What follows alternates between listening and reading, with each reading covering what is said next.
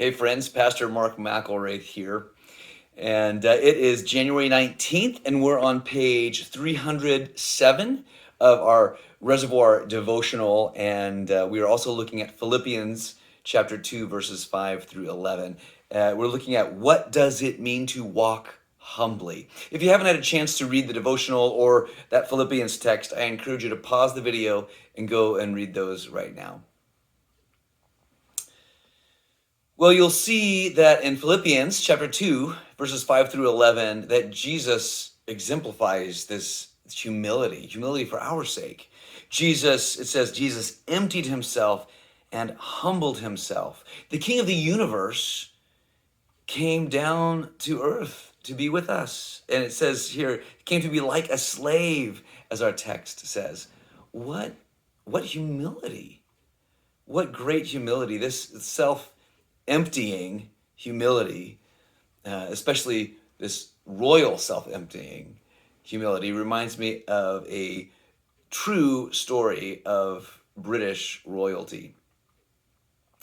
It was the a reception that was honoring the musician Sir Robert Mayer on his 100th birthday.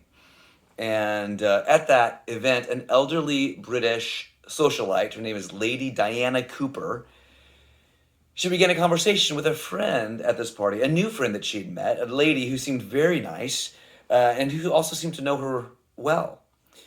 Lady Diana's failing eyesight prevented her from recognizing who her fellow guest was.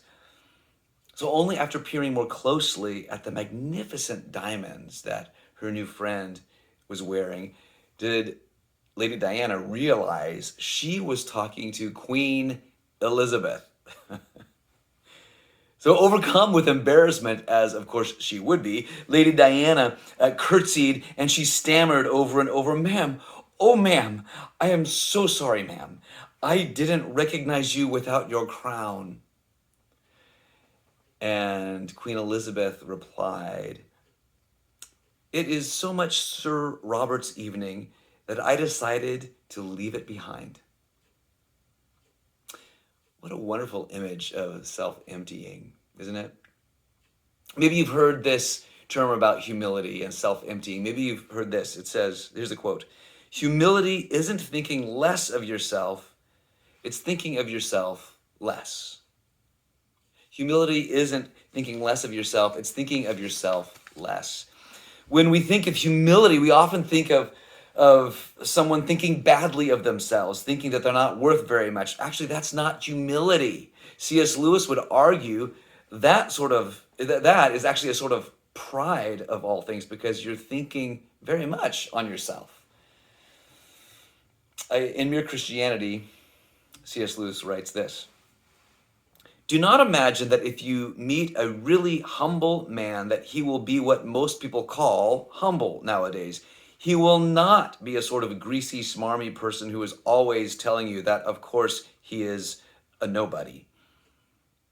Probably all you will think about him is that he seemed a cheerful, intelligent chap who took a real interest in what you said to him.